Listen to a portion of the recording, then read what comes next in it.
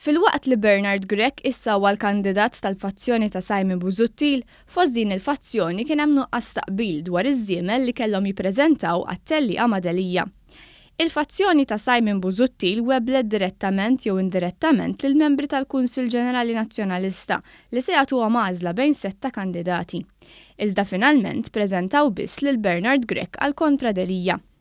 Minkejja dan il-fazzjoni ta' Busuttil kienet maqsuma wkoll dwar il-kandidat li kellu jintefa' fl-arena kontra Delija.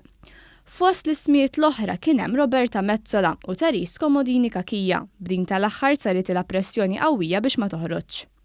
L-ex kap Simon Busuttil ukoll ma kienx kuntent mal-ewwel bl-għażla ta' Bernard Grech u l-ħadd is-sieħba tiegħu Kristina Ketkuti kitbet artiklu fuq Sunday Times.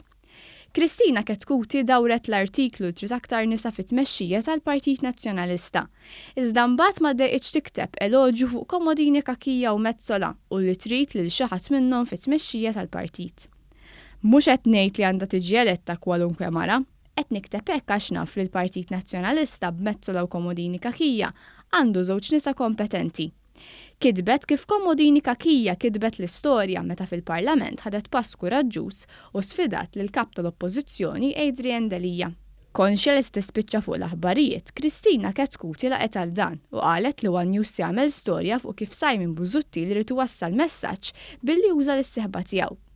Hawnhekk użat kliem is-sieħeb tagħha Simon Busuttil li kien qal li fil-Partit Nazzjonalista ma jeżistux il-fazzjonijiet.